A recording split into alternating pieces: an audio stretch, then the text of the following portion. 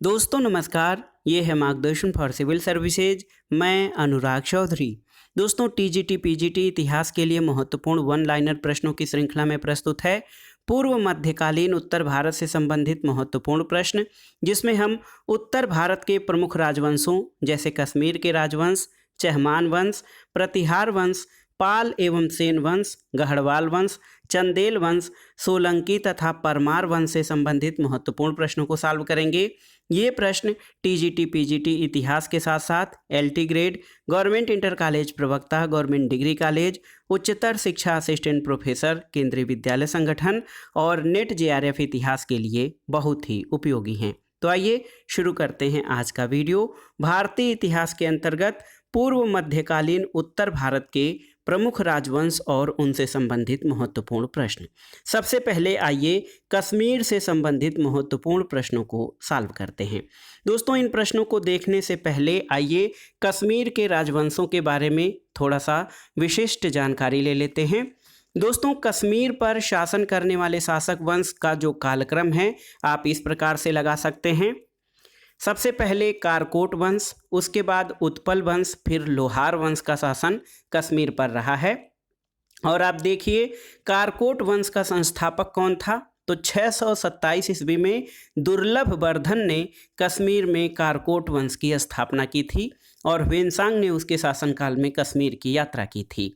दोस्तों ललितादित्य मुक्तापीठ का नाम आता है, वो कारकोट वंश का सबसे शक्तिशाली शासक था और कश्मीर के मार्तंड मंदिर का निर्माण ललितादित्य मुक्तापीठ के द्वारा करवाया गया था। कारकोट वंश के बाद कश्मीर पर उत्पल वंश का शासन हुआ। इस वंश का संस्थापक अवंतीवर्मन था और अवंतीपुर नामक नगर की स्थापना अवंतीवर्मन के द्वारा की गई थी। दोस्तों 980 ईस्वी में उत्पल वंश की रानी दिद्दा एक महत्वाकांक्षी शासिका हुई और उत्पल वंश के बाद कश्मीर पर लोहार वंश का शासन आया था। लोहार वंश का संस्थापक संग्राम राज था और संग्राम राज के बाद अनंत राजा हुआ। इसकी पत्नी सूर्यमती ने प्रशासन को सुधारने में उसकी सहायता की। दोस्तों लोहार वंश का शासक हर्ष जो था वो विद्वान, कवि और कई भाषाओं का ज्ञाता था और कल्हड़ जो था कश्मीर के हर्ष का आश्रित कवि था। और देखिए जय सिंह लोहार वंश का अंतिम शासक हुआ जिसने 1128 ईस्वी से 1155 ईस्वी तक शासन किया और जय सिंह के शासन के साथ ही कल्हड़ की राजतरंगड़ी का विवरण भी समाप्त हो जाता है। तो कश्मीर के राजवंशों से जो महत्वपूर्ण प्रश्न बन सकते हैं उनमें ये है कि कश्मीर के जो राजवंश हैं उनका क्रम है कारकोट वंश, उत्पल वंश और लोहार वंश। कारकोट वंश की स्थापना दुर्लभ वर्धन ने की थी और कारकोट वंश का सबसे शक्तिशाली राजा ललितादित्य मुक्तापीठ था। इसके अलावा दोस्तों कश्मीर के मार्तंड मंदिर का निर्माण ललितादित्य मुक्तापीठ के द्वारा करवाया गया था। दोस्तों उत्पल वंश की रानी दिद्दा महत्वाकांक्षी शासिका थी और ये जो थी उत्पल वंश की शासक थी। दोस्तों कारकोट वंश के बाद उत्पल वंश का शासन हुआ था और उत्पल वंश के बाद कश्मीर में लोहार वंश का शासन हुआ था। जय सिंह लोहार वंश का अंतिम शासक था और जय सिंह के शासन के साथ ही जो कल्हड़ की राजतरंगड़ी थी उसका विवरण समाप्त हो जाता है। दोस्तों देखिए आज की वीडियो का जो पहला प्रश्न परीक्षाओं में पूछे गए प्रश्न है कि राजतरंगड़ी के रचनाकार आप जानते हैं कि कल्हड़ थे, लेकिन एक प्रश्न आता है कि द्वितीय राजतरंगड़ी के रचनाकार कौन थे, तो ये थे जोन राज। जोन राज द्वितीय राजतरंगड़ी के रचनाकार थे। दोस्तों अगला प्रश्न है कल्हड़ द्वारा रचित राजतरंगड़ी किससे संबंधित है, तो ये कश्मीर के इतिहास से संबंधित है। और यहाँ पे देखिए सुमेलित करना है नव सहसांक चरित पद्मगुप्त के द्वारा, गौड़ वाहो ये देखिए वागपति राज के द्वारा। राजतरंगड़ी के रचनाकार देखिए दोस्तों कल्हड़ हैं। इसके अलावा विक्रमांक देवचरित्र बिल्हड़ द्वारा रचित जो है कृति है। तो ये सही सुमेलन इस तरह से हो जाएगा। दोस्तों एक प्रश्न है कि दिद्दा किस राज्य की प्रसिद्ध रानी थी, तो दिद्दा के बारे में आप जानते हैं कि ये उत्पल वंश की कश्मीर की एक महत्वाकांक्षी शासिका थीं और इन्होंने 1990 ईस्वी में उत्पल वंश के रूप में कश्मीर पर शासन किया था। अगला प्रश्न है कारकोट वंश का शासन कहाँ पर था, तो याद रखिएगा कारकोट वंश का शासन कश्मीर में था और इसकी स्थापना दुर्लभ वर्धन नामक एक व्यक्ति ने की थी। और कारकोट वंश हिंदू वंश का जो है, कारकोट वंश हिंदू वंश से संबंधित था। अब आइए दोस्तों, कश्मीर के बाद चहमान वंश पर आते हैं। सबसे पहले चहमान या चौहान वंश से संबंधित महत्वपूर्ण प्रश्नों को देख लेते हैं। उसके बाद टीजीटी पीजीटी परीक्षा में पूछे गए प्रश्नों को देखेंगे। देखिए, चौहान वंश का संस्थापक वासुदेव था और इस वंश की प्रारंभिक राजधानी अहिच्छत्र थी। बाद में अजय राजदूती ने अजमेर नगर की स्थापना की और उसे अपनी राजधानी बनाया था। दोस्तों, इस वंश का सबसे शक्तिशाली शासक अरणोराज के पुत्र विग्रहराज चतुर्थ बीसलदेव हुआ था, जिसने कि हरिकेली नामक संस्कृत नाटक की रचना की थी। इसके अलावा दोस्तों, 2.5 दिन का झोपड़ा नामक मस्जिद शुरू करने में विग्रहराज चतुर्थ द्वारा निर्मित एक विद्यालय था और पृथ्वीराज तृतीय इस वंश का अंतिम शासक था। दोस्तों, चंद बरदाई जो थे वो पृथ्वीराज तृतीय के राजकवि थे। पृथ्वीराज चौहान जिन्हें हम जानते हैं, उनके राजकवि चंद बरदाई वो पृथ्वीराज तृतीय के राजकवि थे और इनकी रचना पृथ्वीराज रासो है, जिसे हिंदी का प्रथम महाकाव्य भी कहा जाता है। दोस्तों, रणथंभौर के जैन मंदिर का शिखर पृथ्वीराज तृतीय ने बनवाया था और तराइन के पहले युद्ध में, जो कि 1191 ईस्वी में हुआ था, इसमें पृथ्वीराज तृतीय की विजय और गोरी की हार हुई थी। तराइन का दूसरा युद्ध 1192 में हुआ था, इसमें गोरी की विजय और पृथ्वीराज तृतीय की हार हुई थी। देखिए दोस्तों, प्रश्न जो हैं उनको देख लेते हैं। पहला प्रश्न है कथन से संबंधित है। देखिए, पृथ्वीराज चौहान ख्वाजा मोइनुद्दीन चिश्ती के समकालीन थे, सही है, और गियासुद्दीन तुगलक निजामुद्दीन औलिया के समकालीन थे। तो दोनों ही कथन 1 और 2 दोनों ही सही हैं। अगला प्रश्न है पृथ्वीराज चौहान ने मोहम्मद गोरी को किस युद्ध में पहली बार पराजित किया था? तो याद रखिएगा दोस्तों, तराइन का प्रथम युद्ध जो कि 1191 ईस्वी में हुआ था, इसमें पृथ्वीराज ने मोहम्मद गोरी को पराजित किया था। अगला प्रश्न है कि पृथ्वीराज तृतीय से जयचंद्र की पुत्री संयोगिता के विवाह का उल्लेख किस ग्रंथ में मिलता है? तो ये पृथ्वीराज रासो में। पृथ्वीराज चौहान की राजधानी क्या थी? तो ये अजमेर थी। और आप जानते हैं कि चौहान वंश के जो शासक थे उनकी प्रारंभिक राजधानी अहिच्छत्र थी। बाद में अजय राजदूती ने अजमेर नगर की स्थापना की थी और उसे अपनी राजधानी बनाया था। अगला प्रश्न है दोस्तों, दिल्ली शहर का निर्माण किसने करवाया था? तो अनंगपाल नामक शासक ने दोस्तों दिल्ली शहर का निर्माण कराया था। अगला प्रश्न है कि पृथ्वीराज चौहान किस तुर्की आक्रमणकारी के तराइन के द्वितीय युद्ध में हार गया था? तो मोहम्मद गोरी से हारा था पृथ्वीराज तृतीय। और पृथ्वीराज तृतीय और मोहम्मद गोरी के बीच पहला युद्ध जो हुआ था 1191 में, इसमें पृथ्वीराज की विजय और गोरी की हार हुई थी। लेकिन पृथ्वीराज चौहान और गोरी के बीच 1192 में जो तराइन का द्वितीय युद्ध हुआ था, इसमें गोरी की विजय और पृथ्वीराज की हार हुई थी। अब आइए प्रतिहार वंश से संबंधित महत्वपूर्ण प्रश्नों को देखने से पहले थोड़ा सा प्रतिहार वंश के बारे में दोस्तों जान लेते हैं कि प्रतिहार वंश जो था इससे संबंधित कुछ महत्वपूर्ण प्रश्नों को। तो देखिए दोस्तों, मालवा का शासक नागभट्ट प्रथम गुर्जर प्रतिहार वंश का संस्थापक था और नागभट्ट द्वितीय को राष्ट्रकूट सम्राट गोविंद तृतीय ने हराया था। प्रतिहार वंश का सर्वाधिक शक्तिशाली और प्रतापी राजा कौन सा था? तो ये था मिहिर भोज। आप याद रखिएगा, मिहिर भोज ने अपनी राजधानी कन्नौज में बनाया था और वो विष्णु भक्त था। राजशेखर प्रतिहार शासक महेंद्रपाल के दरबार में रहते थे। दोस्तों, प्रतिहार वंश के जो गुर्जर प्रतिहार वंश के अंतिम राजा यशपाल थे और इनका समयकाल 1036 ईस्वी था। दिल्ली नगर की स्थापना तोमर नरेश अनंगपाल ने 11वीं शताब्दी के मध्य में किया था। तो याद रखिएगा दोस्तों, दिल्ली की स्थापना आपने पढ़ा है, ये तोमर नरेश थे, तोमर वंश के शासक। अनंगपाल द्वारा 11वीं शताब्दी के मध्य में दिल्ली नगर की स्थापना की गई थी। देखिए दोस्तों, देखिए बहुत ही महत्वपूर्ण प्रश्न है कि काव्य मीमांसा के लेखक राजशेखर किसके दरबारी कब थे? तो सही उत्तर है महेंद्रपाल प्रथम। तो आप जानते हैं कि राजशेखर जो है प्रतिहार शासक महेंद्र पाल के दरबार में रहते थे। गुर्जर प्रतिहारों की राजधानी क्या थी? तो कन्नौज गुर्जर प्रतिहारों की राजधानी थी और मिहिर भोज ने अपनी राजधानी जो है वो कन्नौज में बनाई थी। मिहिर भोज का ग्वालियर अभिलेख प्रतिहारों की उत्पत्ति का संकेत करता है किससे? तो ये लक्ष्मण से जो है दोस्तों प्रतिहारों की उत्पत्ति का संकेत मिलता है मिहिर भोज के ग्वालियर अभिलेख में। कौन प्रतिहार शासक थे? तो मिहिर भोज, नागभट्ट और राज्यपाल, ये तीनों ही प्रतिहार वंश के शासक थे। एक प्रश्न आता है दोस्तों, त्रिपक्षीय संघर्ष किसके बीच लड़ा गया था? तो पाल, प्रतिहार और राष्ट्रकूट। देखिए, पाल, प्रतिहार और राष्ट्रकूटों के बीच त्रिपक्षीय संघर्ष हुआ था। अगला प्रश्न है दोस्तों, 9वीं शताब्दी में उत्तर भारत को राजनीतिक एकता के सूत्र में किसने बांधा था? तो प्रतिहारों ने। और ग्वालियर प्रशस्ति में किस सम्राट के विषय में ऐतिहासिक जानकारी मिलती है? तो सही उत्तर है दोस्तों मिहिर भोज के बारे में। और आप जानते हैं कि प्रतिहार वंश का सर्वाधिक शक्तिशाली और प्रतापी राजा मिहिर भोज था। ग्वालियर प्रशस्ति में मिहिर भोज के संबंध में ऐतिहासिक जानकारी प्राप्त होती है। अगला प्रश्न है, त्रिशक्तियों राष्ट्रकूट, प्रतिहार और पाल के आपसी द्वंद्व का केंद्रीय शहर कौन सा था? तो ये था कन्नौज, जो कि राष्ट्रकूट, प्रतिहार और पाल के आपसी द्वंद्व का केंद्रीय शहर था।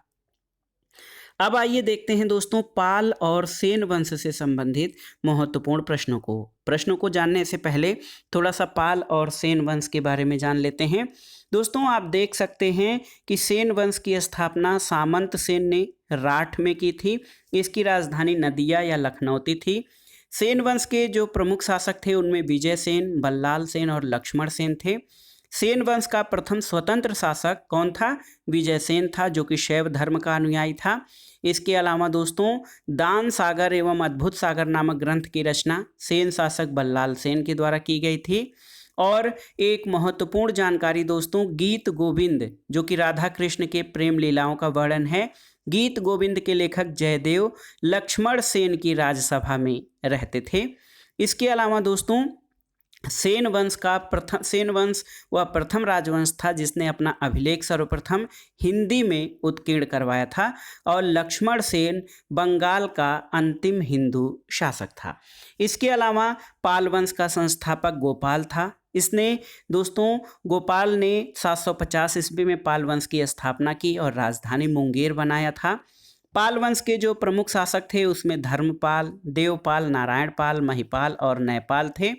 और सबसे महत्वपूर्ण ये कि पाल वंश का सबसे महान और प्रतापी शासक धर्मपाल था, जिसने कि विक्रमशिला विश्वविद्यालय की स्थापना की थी।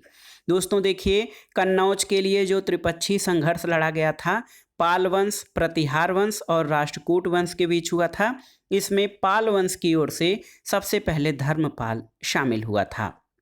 देखिए, जावा के शैलेंद्र वंशी शासक बालपुत्र देव के अनुरोध पर देवपाल ने उसे नालंदा में एक बौद्ध विहार बनवाने के लिए 5 गांव दान में दिए थे। और पाल शासक जो थे वो बौद्ध धर्म के अनुयायी थे। अब आइए देखते हैं प्रश्नों को। दोस्तों प्रश्न है कि किसने सोमपुर महाविहार का निर्माण करवाया था? तो उत्तर है धर्मपाल ने सोमपुर महाविहार का निर्माण करवाया था। किसे एक नया संवत चलाने का श्रेय प्राप्त है? तो लक्ष्मण सेन ने एक नया संवत चलाया था। पाल वंश के संस्थापक कौन थे? तो देखिए, पाल वंश के संस्थापक गोपाल थे। 750 ईस्वी में इन्होंने पाल वंश की स्थापना की थी। अगला प्रश्न है, विक्रमशिला महाविहार कहाँ पर स्थित था? तो ये भागलपुर बिहार में। पाल वंश का सबसे महान शासक कौन था? तो दोस्तों पाल वंश का सबसे महान शासक जो था धर्मपाल और देवपाल, दोनों को ही पाल वंश के महान शासकों में माना जाता है। तो याद रखिएगा, पाल वंश का सबसे महान शासक देवपाल था। बंगाल के पाल शासकों के विरुद्ध किस कृषक समुदाय ने विद्रोह किया था? तो ये था कैवर्त। याद रखिएगा दोस्तों, कैवर्त कृषक समुदाय ने बंगाल के पाल शासकों के विरुद्ध विद्रोह किया था। अगला प्रश्न है, विक्रमशिला महाविहार की स्थापना किस वंश के शासकों द्वारा किया गया? तो पाल वंश के शासकों द्वारा। देखिए, विक्रमशिला विश्वविद्यालय की स्थापना पाल वंश के शासक धर्मपाल द्वारा कराया गया था। अगला प्रश्न है, पाल राजाओं में कौन वंशानुगत राजा नहीं था बल्कि उसे चुना गया था? तो ये था गोपाल। दोस्तों गोपाल जो है पाल वंश का वंशानुगत शासक नहीं था, बल्कि उसे चुना गया था। अब आगे आइए देखते हैं दोस्तों गढ़वाल वंश से संबंधित महत्वपूर्ण प्रश्नों को। गढ़वाल वंश को दोस्तों राठौर राजवंश भी कहा जाता है। आप देख सकते हैं गढ़वाल वंश का संस्थापक चंद्रदेव था और इसकी राजधानी काशी यानी वाराणसी में थी। इस वंश का सर्वाधिक शक्तिशाली शासक गोविंद चंद्र था और इसका मंत्री लक्ष्मीधर शास्त्रों का प्रकांड पंडित था, जिसने कृत्यकल्पतरु नामक ग्रंथ लिखा था। गोविंद चंद्र की एक रानी दोस्तों कुमार देवी ने सारनाथ में धर्मचक्र जिन विहार बनवाया था और पृथ्वीराज तृतीय ने स्वयंवर से जयचंद की पुत्री संयोगिता का अपहरण कर लिया था, जो कि गढ़वाल वंश से संबंधित था। और इस वंश का अंतिम शासक जयचंद था, जिसे गोरी ने 1194 ईस्वी के चंदावर युद्ध में मार डाला था। आइए जो प्रश्न टीजीटी पीजीटी परीक्षा में पूछे गए हैं उनके बारे में देखते हैं। प्रश्न है दोस्तों गोविंद चंद्र गढ़वाल के मंत्री लक्ष्मीधर ने किस ग्रंथ की रचना की थी? तो ये था कृत्यकल्पतरु नामक ग्रंथ की रचना गोविंद चंद के मंत्री लक्ष्मीधर ने की थी। किस वंश के शासकों के लेखों में तुरुस्क दंड शब्दावली का उल्लेख हुआ है? तो गढ़वाल वंश के शासकों के लेखों में तुरुस्क दंड शब्दावली का प्रयोग हुआ है। अगला प्रश्न है दोस्तों गोविंद चंद्र गढ़वाल की रानी कुमार देवी ने धर्मचक्र जिन विहार कहाँ पर बनवाया था? तो सारनाथ में। और एक प्रश्न है कि सुप्रसिद्ध नाटक रंभा मंजरी की रचना की थी, किसने की थी? तो जयचंद ने दोस्तों रंभा मंजरी की रचना की थी। अगला प्रश्न है कि कौन धर्मशास्त्रकार गढ़वाल राजा गोविंद चंद का मंत्री था? तो ये था लक्ष्मीधर। लक्ष्मीधर दोस्तों गोविंद चंद का मंत्री था और इसे शास्त्रों का जो है विशिष्ट ज्ञान था। गढ़वाल वंश के बाद आइए चंदेल वंश के बारे में जानते हैं। तो चंदेल वंश देखिए दोस्तों, चंदेल वंश बहुत ही महत्वपूर्ण वंश रहा है। प्रतिहार साम्राज्य के पतन के बाद बुंदेलखंड पर चंदेल वंश का स्वतंत्र राजनीतिक इतिहास प्रारंभ हुआ और बुंदेलखंड का जो प्राचीन नाम है उसको जेजाक भुक्ति कहा जाता है। याद रखिएगा चंदेल वंश के संस्थापक नन्नुक थे और 831 देखिए 831 ईस्वी में इन्होंने चंदेल वंश की स्थापना की थी। दोस्तों चंदेल वंश की राजधानी खजुराहो थी और प्रारंभ में इसकी राजधानी कालिंजर या महोबा थी। इसके अलावा दोस्तों राजा धंग ने अपनी राजधानी कालिंजर से खजुराहो स्थानांतरित किया था। चंदेल वंश का प्रथम स्वतंत्र और सबसे प्रतापी राजा यशोवर्मन था। दोस्तों यशोवर्मन ने कन्नौज पर आक्रमण करके प्रतिहार राजा देवपाल को हराया और उसे एक विष्णु की प्रतिमा प्राप्त की, जिसे उसने खजुराहो के विष्णु मंदिर में स्थापित किया था। दोस्तों इसके अलावा चंदेल शासक विद्याधर ने कन्नौज के प्रतिहार शासक राज्यपाल की हत्या की, क्योंकि उसने महमूद के आक्रमण का सामना किए बिना ही आत्मसमर्पण कर दिया था। और एक महत्वपूर्ण तथ्य आप जान लीजिए कि विद्याधर ही अकेला ऐसा भारतीय नरेश था जिसने महमूद गजनी की महत्वाकांक्षाओं का सफलतापूर्वक विरोध किया था। दोस्तों आल्हा उदल नामक 2 सेना नायक परमर्द देव के दरबार में रहते थे, जिन्होंने पृथ्वीराज चौहान के साथ युद्ध करते हुए अपनी जान गंवाई थी। और चंदेल वंश का अंतिम शासक परमर्द देव, इसने 1202 ईस्वी में कुतुबुद्दीन ऐबक की अधीनता स्वीकार कर ली थी। इस पर उसके मंत्री अजय देव ने उसकी हत्या कर दी थी। देखिए दोस्तों अब प्रश्नों पर आते हैं। जो प्रश्न जीआईसी प्रवक्ता टीजीटी पीजीटी एलटी ग्रेड आदि परीक्षाओं में पूछे गए हैं। प्रबोध चंद्रोदय की रचना किसके काल में हुई थी? तो चंदेल शासकों के शासनकाल में दोस्तों प्रबोध चंद्रोदय की रचना हुई थी। गुर्जर प्रतिहार नरेश राज्यपाल की हत्या के लिए जो चंदेल राजा जिम्मेदार था वो था विद्याधर। दोस्तों विद्याधर ने चंदेल शासक विद्याधर ने कन्नौज के प्रतिहार शासक राज्यपाल की हत्या कर दी थी। इसका कारण ये था कि उसने महमूद के आक्रमण का सामना किए बिना ही आत्मसमर्पण किया था। अगला प्रश्न है चंदेल साम्राज्य का जेजाक भुक्ति नाम किस चंदेल राजा के नाम से उत्पन्न हुआ था? तो ये जय शक्ति के नाम से दोस्तों जेजाक भुक्ति नाम उत्पन्न हुआ है। और आप जान लीजिए कि बुंदेलखंड का प्राचीन नाम जेजाक भुक्ति था। चंदेल कला का प्रमुख केंद्र कौन सा था? तो दोस्तों चंदेल कला का प्रमुख केंद्र खजुराहो था। खजुराहो का चित्रगुप्त मंदिर किस देवता को समर्पित है? तो याद रखिएगा चित्रगुप्त मंदिर जो है ये सूर्य देवता को समर्पित है। चतुष्पाद शिव की प्रतिमा कहाँ है? ये खजुराहो में है। और खजुराहो का कंदरिया महादेव मंदिर किसके द्वारा बनवाया गया था? तो दोस्तों विद्याधर के द्वारा जो है खजुराहो का कंदरिया महादेव मंदिर बनवाया गया था। धंग, धंग एक शासक थे। धंग का संबंध किस वंश से है? तो दोस्तों धंग का संबंध जो है वो चंदेल वंश से है। और आप जान लीजिए कि धंग ने जिन्ननाथ, विश्वनाथ और वैद्यनाथ मंदिर का निर्माण करवाया। और कंदरिया महादेव मंदिर, देखिए दोस्तों, कंदरिया महादेव मंदिर का निर्माण धंगदेव द्वारा जो है करवाया गया था। बहुत ही महत्वपूर्ण है। 999 ईस्वी में कंदरिया महादेव का मंदिर का निर्माण धंगदेव द्वारा करवाया गया था। इसके अलावा दोस्तों कंदरिया महादेव मंदिर किस वंश के शासकों ने बनवाया था? तो चंदेलों ने। और मध्यकालीन भारत में बुंदेलखंड के चंदेलों की राजधानी कहाँ पर थी? तो ये थी खजुराहो में। याद रखिएगा मध्यकालीन भारत में बुंदेलखंड के चंदेलों की राजधानी खजुराहो में अवस्थित थी। दोस्तों देखिए जो है खजुराहो के कंदरिया महादेव मंदिर का निर्माण किसने करवाया था? तो चंदेल शासक विद्याधर द्वारा दोस्तों कंदरिया महादेव मंदिर का निर्माण करवाया गया था। कहीं कहीं ये भी आता है कि कंदरिया महादेव मंदिर का निर्माण धंगदेव द्वारा 999 ईस्वी में करवाया गया था, लेकिन उत्तर इसका विद्याधर है। विद्याधर द्वारा कंदरिया महादेव मंदिर का निर्माण करवाया गया था, प्रारंभ करवाया गया था। अब दोस्तों आइए सोलंकी वंश से संबंधित महत्वपूर्ण प्रश्नों को देखते हैं। देखिए सोलंकी वंश अथवा गुजरात के चालुक्य वंश जो है इनका महत्वपूर्ण स्थान है उत्तर भारत के राजवंशों में। देखिए सोलंकी वंश से संबंधित जो महत्वपूर्ण तथ्य हैं आप एक बार सुन लीजिए ताकि आपको याद हो जाए। सोलंकी वंश का संस्थापक मूलराज प्रथम था। इसकी राजधानी अन्हिलवाड़ थी। और मूलराज प्रथम शैव वंश का अनुयायी था। भीम प्रथम के शासनकाल में महमूद गजनी ने सोमनाथ के मंदिर पर आक्रमण किया था। भीम प्रथम के सामंत बिमल ने आबू पर्वत पर, माउंट आबू पर दिलवाड़ा का प्रसिद्ध जैन मंदिर बनवाया था। दोस्तों सोलंकी वंश का प्रथम शक्तिशाली शासक जयसिंह सिद्धराज था और प्रसिद्ध जैन विद्वान हेमचंद जयसिंह सिद्धराज के दरबार में रहते थे। देखिए दोस्तों मोढेरा का सूर्य मंदिर है, इसका निर्माण सोलंकी राजाओं के शासनकाल में हुआ था। और सोलंकी शासक कुमारपाल जो था वो जैन मत का अनुयायी था। वह जैन धर्म के अंतिम राजकीय प्रवर्तक के रूप में प्रसिद्ध है। सोलंकी वंश का अंतिम शासक भीमदूती था।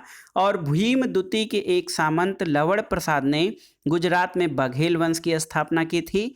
बघेल वंश का कर्णदूती गुजरात का अंतिम हिंदू शासक था। इसने अलाउद्दीन खिलजी की सेनाओं का मुकाबला किया था। तो देखिए दोस्तों जो प्रमुख प्रश्न है सोलंकी वंश से कि किसने अपने राज्य में मदिरा का उत्पादन और बिक्री निषिद्ध किया था? तो ये था कुमारपाल। कुमारपाल दोस्तों सोलंकी शासक कुमारपाल जैन धर्म का मतानुयायी था और वो जैन धर्म के अंतिम राजकीय प्रवर्तक के रूप में प्रसिद्ध है। इसने अपने राज्य में मदिरा का उत्पादन और बिक्री निषिद्ध किया था। अगला प्रश्न है दोस्तों चालुक्य और होयसल वंश के मंदिर किस शैली में निर्मित हैं? तो ये बेसर शैली में निर्मित हैं।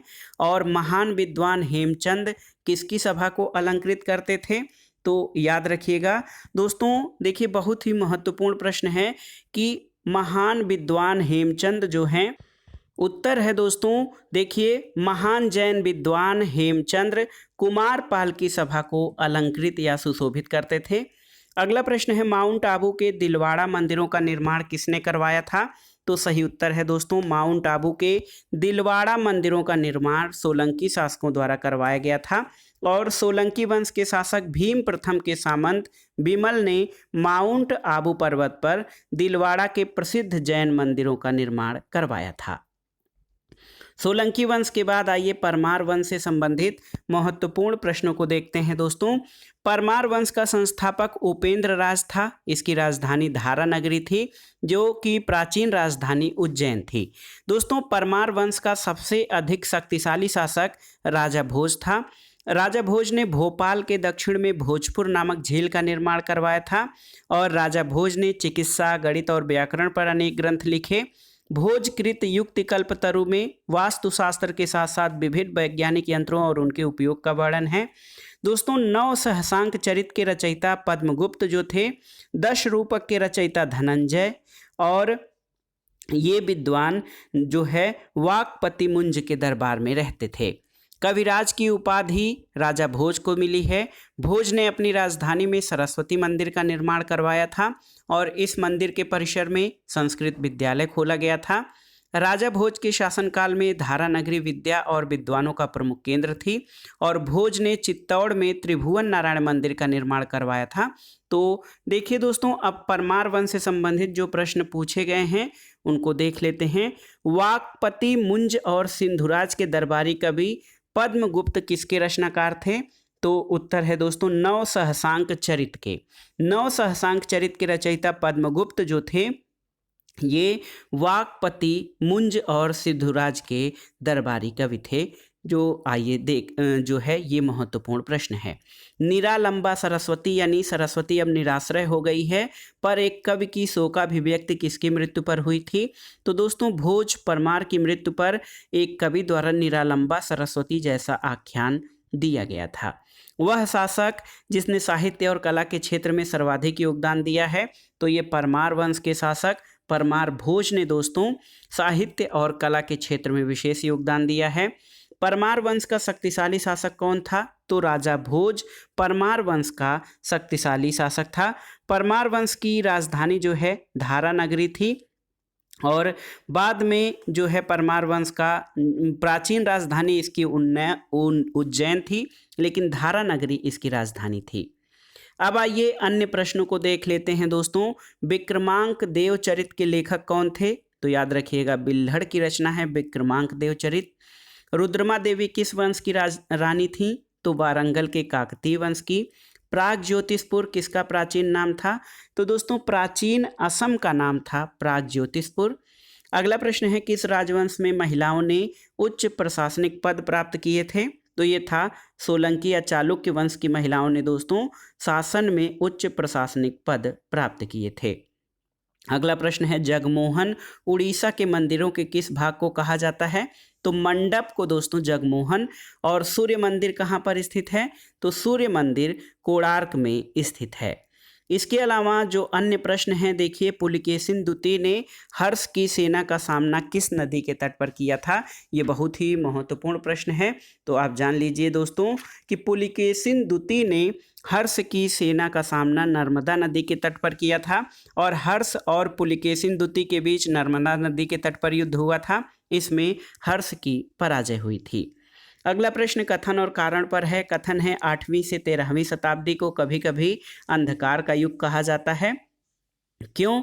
तो कारण है कि वर्तमान भारत की अनेक संस्थाओं ने इसी समय अस्थायी स्वरूप प्राप्त करना प्रारंभ किया था। तो दोस्तों देखिए कथन और कारण दोनों सही हैं, लेकिन कथन जो है कारण कथन की सही व्याख्या नहीं करता है। ऑप्शन बी इसका सही उत्तर हो जाएगा। अगला प्रश्न कथन कारण से है। कथन है 9वीं से 12वीं शताब्दी के मध्य अनेक उपजातियों के उदय का उल्लेख मिलता है। कारण है कि वाणिज्यिक गतिविधि और जनसंख्या की गतिशीलता ने इस प्रक्रिया में वृद्धि की थी। तो इसका सही उत्तर हो जाएगा दोस्तों ए और आर दोनों सही हैं और आर ए की सही व्याख्या करता है। अगले प्रश्न पर आते हैं। पुस्तक है the wonder that was India के रचयिता या लेखक कौन है? तो ये हैं ए.एल. बैसम। दोस्तों A L. Basham the wonder that was India के लेखक हैं। अगला प्रश्न देख लेते हैं। कागज का प्रचलन भारत में सबसे पहले किसने किया था? तो अरबों ने सबसे पहले कागज का प्रचलन किया था। इसके अलावा अंतिम प्रश्न है इस वीडियो का। किस अरबी विद्वान ने भारतीय क्षत्रियों को सबूक, फुरिया और कतरिया नामक वर्गों में विभाजित किया था?